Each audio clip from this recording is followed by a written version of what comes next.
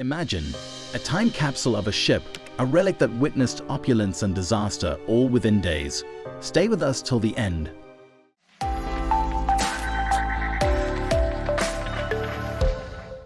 The 1900s, a world standing on the cusp of rapid transformation. Cities were expanding, industries booming, and society was shimmering with anticipation. It was an age where imagination intertwined with reality. As the hands of time marched on, humanity's aspirations reached for the stars, but for now, their ambitions dove deep into the wonders of the vast oceans. And in the shipyards of Belfast, amidst the cacophony of machines and the clamor of craftsmen, arose a dream so vast, so audacious, that the world stopped to gaze. The Titanic, not just a ship, but an emblem of human aspiration. Conceived by the finest minds, she was touted as the zenith of maritime engineering, the largest moving object built by humankind, a floating city where dreams would set sail. For some, she promised adventure. For others, a fresh start in the new world. For all, she was a symbol of hope, pride, and marvel. But every tale has its shadows, and the brighter the light, the darker the silhouette it casts. And as the pages of history would reveal, the Titanic's voyage would become a poignant reflection of human ambition, nature's might, and the fragility of life. The late 19th and early 20th centuries witnessed a frenzied competition amongst shipbuilders. They yearned not just to create the fastest ship, but the grandest, the most opulent. Amid this maritime race, the White Star Line, a prominent British shipping company, envisioned a new class of ocean liners. Their goal wasn't just speed, it was unparalleled luxury and safety. The Titanic was to be the crown jewel among them. While her sister ships, the Olympic and Britannic, had their own glories, Titanic was special. Every curve, every rivet, every piece of woodwork told a tale of ambition and artistry. Over 3,000 men toiled for nearly 3 years to make this vision a reality. From the ship's immense boilers to the intricate details of her staterooms, no expense was spared, no detail too minute. She's a masterpiece, she is. Every day we worked on her, we knew we were part of something historic. Titanic was equipped with some of the most advanced technology of her time. The Marconi wireless telegraph system allowed for long-distance communication.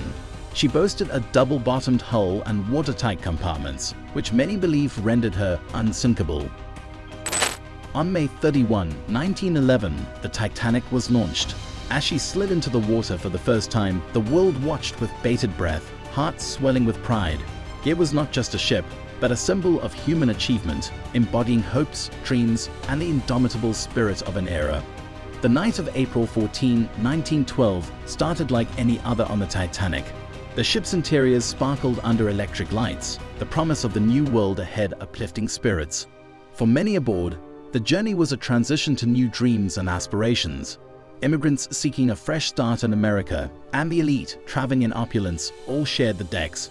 Throughout the day, the Titanic received several ice warnings from other ships. Though noted, the vastness of the ocean and the perceived invulnerability of the Titanic made the threat seem distant. Captain Smith, with his decades of nautical experience, maintained the ship's speed. Confidence in the ship's design and a desire to make a timely arrival in New York influenced this decision. It was a calm night, and the sea was described as a mill pond. This tranquility was deceiving. Without the usual waves crashing against the base of icebergs, spotting them became even more challenging. At 11:40 p.m., the lookout sounded the alarm. The iceberg was dangerously close. First Officer Murdoch ordered a harder starboard maneuver and signaled the engine room to reverse the engines. Titanic tried to swerve, but it was too late. Though the collision seemed minor to many on board, below the decks, water was rapidly filling the ship's compartments. The unsinkable Titanic was mortally wounded. Thomas Andrews, the ship's designer, quickly assessed the damage. His verdict was grim. Titanic had merely hours before she would be fully submerged. What followed was a race against time, a struggle for survival, and decisions made in desperate moments that would seal the fate of many. It was a night that the world would remember forever. Imagine, if you will, a floating palace, a testament to human ambition and creativity. The Titanic wasn't just a ship, it was an experience. Inside, its grandeur was unparalleled. Each corner, each detail meticulously crafted, creating an ambiance of luxury and comfort. Elite passengers, a microcosm of high society, mingled and shared tales of their adventures, their hopes for the new world, their dreams. On the deck, life thrived in its own rhythm. Children, with laughter as their soundtrack, played innocently, unaware of the vast ocean around them. Couples strolled, hand in hand, lost in conversation, while others simply sat, letting the gentle sea breeze whisk away their worries. As evening fell, the heartbeats of the Titanic resonated in its music. From classical symphonies to foot-tapping popular tunes, every note played was a reflection of the era's vibrant spirit. The vast North Atlantic cradled the Titanic in its embrace. The serene, moonlit waters portrayed a tranquility that felt eternal. But as is often the case, the calmest surfaces sometimes hide the deepest secrets. Beneath this veneer of peace, the Atlantic was guarding a silent wanderer, a specter that would soon cross paths with the Titanic. The Titanic continued on, its heart full of joy and anticipation. But sometimes, destiny has other plans.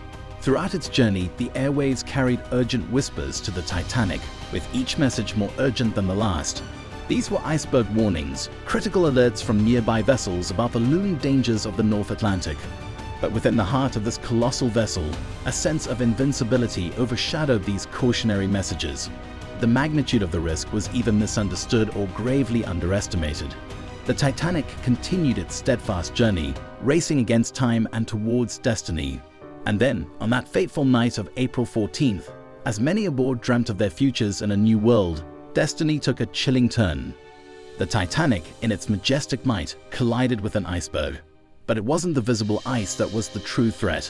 Beneath the waterline, an unseen shelf of the iceberg, nature's silent assassin, tore mercilessly into the Titanic's starboard side. The ship deemed unsinkable was suddenly vulnerable, its fate hanging in the balance of time and engineering. The Unsinkable was a title Titanic wore with pride, a marvel of human ingenuity. But as the cold Atlantic waters began to breach its sides, that title was put to the ultimate test. Every second counted. Engineers and crew worked tirelessly, using all their knowledge and resources to counteract the flooding, hoping to buy more time. On deck, the enormity of the situation began to dawn upon the passengers. Many still couldn't fathom that such a grand vessel could ever sink. Yet, below their feet, the cold Atlantic was rapidly claiming the ship. Captain Smith and his officers knew they faced a dire predicament. The water was pouring in faster than the ship's pumps could expel it. Titanic, once a symbol of grandeur and invincibility, was now engaged in a desperate battle against time and nature. As the cold winds blew and the ship listed, the deck of the Titanic transformed into a stage of raw human emotions: panic, hope, bravery, and despair. The women and children first protocol echoed through the air, causing heartbreaking separations. Fathers whispering words of assurance to their families, knowing they might not join them. Tragically, due to miscommunication and the fear of the lifeboats breaking apart, many were launched well below their full capacity. Every vacant seat was a lost chance at survival. Yet, amidst the pandemonium, tales of heroism unfolded. Musicians playing to calm the masses, crew members sacrificing their spots to save passengers, and strangers comforting each other in the face of adversity. As lifeboats rowed away, many looked back in disbelief at the grand ship, now mortally wounded. Those in the boats faced the chilling sounds of desperation, with the haunting backdrop of the ship's distress calls piercing the night. The grandeur of the Titanic, once a testament to human achievement, stood vertically against the vastness of the night sky. Her bow plunged deeper, lights shimmering and fading as the stern rose, silhouetting those desperately clinging to hope. The ship's band played, attempting to provide a comforting lullaby amidst the cries of despair. With a shuddering force, she broke in two, a mighty ship rendered apart. The lifeboats, filled with survivors, watched from a distance, their silhouettes ghostly against the backdrop of the moonlit sea. The icy waters were unforgiving, claiming over 1,500 souls in its depths. Each one a story, each one a dream, each one a reminder. The Titanic wasn't just a ship. She was an embodiment of human aspirations, dreams, and also our vulnerabilities. Her voyage is a reminder of the fine line between ambition and hubris, safety and risk, life and its unforeseen tragedies. In unraveling the wonders of our world, we are often reminded of the fragility of life and the profound impacts of our decisions. The Titanic's legacy is not just in her sinking, but in the lessons she imparts and the stories of those on board. Join us next time as we dive deep into another intriguing question that has puzzled the world. Keep questioning, keep discovering,